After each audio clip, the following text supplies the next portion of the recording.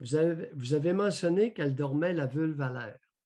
Ouais. Rappelez-nous les images mentales que vous avez Ben, c'est concernant ça. juste, c'est moi qui ai couché dans le lit à ma mère, puis elle baisse ses culottes, puis elle a la nuit à l'air, puis elle s'en vante des couvertes, puis c'est sûr qu'à 9-10 ans, j'étais curieux, là.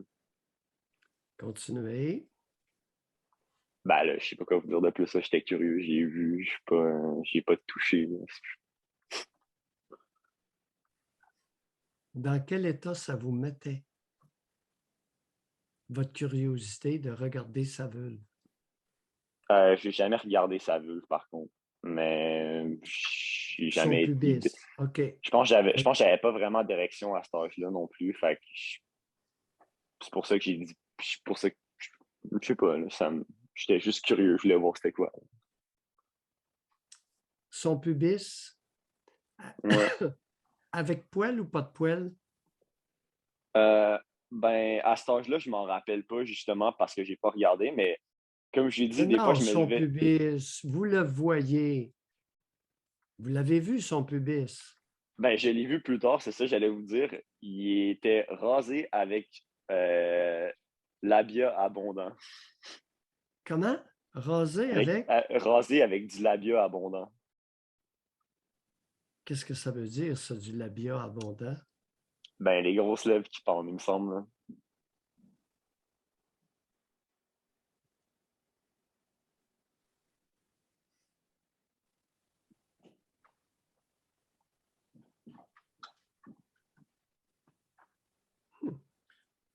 Quelque chose que vous voulez rajouter? Question, commentaire?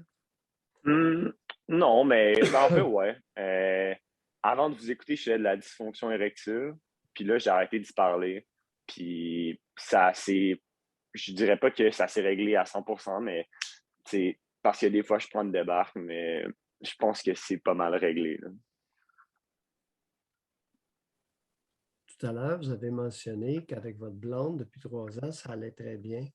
Et Ouais. là, vous nous amenez un problème d'érection. Ben, c'est ça, c'est Parlez-nous, que ça a mal été. Ça a mal été pendant un bout à cause de ça. c'est-à-dire, Puis, qu'est-ce que vous voulez dire par là, ça a mal été, là? ben, j'avais full rapport sexuel avec ma blonde au début, puis ça s'est arrêté un peu pendant un bout parce qu'elle, elle avait jamais vu ça, puis sa réaction quand je faisais de la dysfonction érectile, c'était de sauter une coche. Fait que là, moi, je paniquais encore plus, puis là, pendant un bout, j'ai été comme pogné dans le cercle vicieux de bande de bande. Non, concrètement, Puis, oui, concrètement, là. que, Sauter une coche, ben, ça dit rien, ça, là. tu sais, Qu'est-ce qui se passait? elle se mettait à pleurer parce qu'elle pensait que c'était de sa faute. Mhm. Puis, ça s'est réglé progressivement quand j'ai arrêté de parler à ma mère. Puis, que elle aussi, ses réactions y ont changé. À la place d'être fâchée, tu sais, elle disait genre, c'est pas grave, non, non, non. Comme on réessayera plus tard. Puis finalement, ça finissait toujours par marcher. Bon, Ouais. c'est important, ça, ce que vous venez de rajouter, parce qu'il y a beaucoup de monde qui vont écouter ce segment-là. Ouais, ça fait paniquer là, quand tu débandes puis ta blonde elle se met à pleurer. Là, c'est le pire feeling au monde. Ah oui, pour vous. Parlez pour vous. Ouais. Parce que nous autres, les petits vieux, on connaît ça beaucoup. Mais les petites Ouais. jeunesses comme vous, c'est une autre affaire. Ah non, c'est pas le temps à mon âge que ça arrive. Ouais. Vous savez, tous les hommes, toutes les femmes pensent que les mâles, c'est des étalons. Ça bande, puis il n'y a rien qui peut intervenir. Vous savez, M. Alexis, vous nous ramenez dans une zone où nous aurions avantage à être beaucoup plus humbles. Mhm. Le phénomène érectile est soumis à toutes sortes d'influences, n'est-ce pas? Vous l'avez Ouais. vécu. Mhm. Alors, mesdames, messieurs, les hommes ne sont pas des étalons. Ce sont des êtres humains, plus ou moins vulnérables, plus ou moins assaillis dans leur psyché, avec des expériences antérieures qui peuvent interférer, hommes et femmes. Il n'y a pas seulement vous autres, mesdames, qui avez des problèmes de lubrification, de sécheresse vulvaire et vaginale. Et c'est drôlement fréquent. Monsieur Alexis, vous n'avez pas idée le pourcentage d'hommes qui ont une difficulté d'érection. Ben, je sais parce que j'en ai déjà parlé avec mes amis, puis mes amis, ils ont à peu près, même, non, j'ai plusieurs amis qui ont ce problème-là. Oui. Dans Ouais. la mi-vingtaine, dans la vingtaine. Ah ouais. Vous savez, moi, je ne parlerai pas de ça avec mes amis parce qu'il n'y en aura pas un qui... Vous savez, chez les vieillards, c'est un problème auquel on est confronté régulièrement. Ouais, c'est sûr. C'est sûr. Ben, c'était pas, en passant, c'était pas dans le cadre de confidence. C'était plus comme un de mes amis me disait ah, ça n'a pas marché l'autre soir avec la fille qui s'est ramenée parce qu'il n'était pas capable de bander. Puis, genre, enfin, non, ouais. Ouais. Je vous assure que les étalons commencent à être rares dans la nation canadienne-française. Tout J'en doute groupe même pas. d'âge confondu. Il y a de la jeunesse qui en arrache entre les deux jambes. N'est-ce pas, M. Alexis? Ouais, mais là, ça va bien. Oui, on va vous devoir un gros merci pour votre transparence. Ben, merci de m'avoir écouté. Vous avez été le bienvenu. Un de ces quatre, vous pouvez remettre ça. Peut-être. Merci, au revoir. Bye, bye, M. Alexis. Je cherche un article quand on était au 93.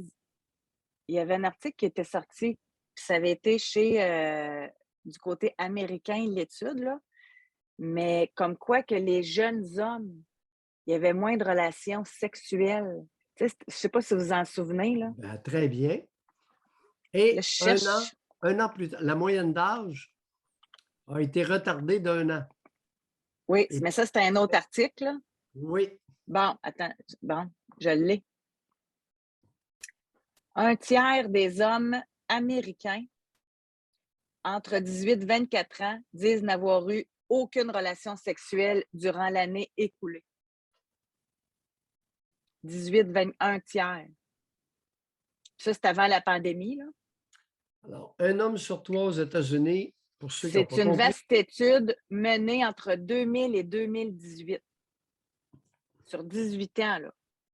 alors, un jeune homme sur 3 aux États-Unis avoue ne pas savoir copulé dans les 12 derniers mois. Et elle C'est est ça. tout, l'hypersexualité, les hystériques, ça copule Ouais. pas fort. Ouais. Il y a une maudite gang qui copule pas. Et où l'hypersexualisation? Et là, les premiers à avoir sonné l'alarme sur le fait que l'érection est un phénomène fragile, c'est la compagnie Pfizer, créateur du Viagra, distributeur, producteur du Viagra. Il y a quoi, 30 ans, 25 à 30 ans. Ils avaient fait une étude pour découvrir que dans la plus grande discrétion, un homme sur 3 avouait avoir une érection fragile. Fortune à faire, on sort le Viagra. Et c'est une fortune pour Pfizer. Tout groupe d'âge confondu. Maintenant, c'était la première étude. Je pense que les difficultés d'érection chez les jeunes hommes ont augmenté beaucoup. Je me demande si on ne pourrait pas faire un parallèle entre le phénomène de décrochage scolaire et les troubles d'érection chez les hommes. Il est possible que les deux courbes pourraient se ressembler beaucoup. Avec les mêmes, ceux qui décrochent auraient des problèmes Non, érectiles ou non. à part? Le pourcentage et la courbe de décrochage scolaire versus une autre cohorte, trouble érectile. Je reçois, José, de plus en plus La confidence de femmes dans la trentaine qui rencontrent des partenaires, bande des bandes, bande des bandes.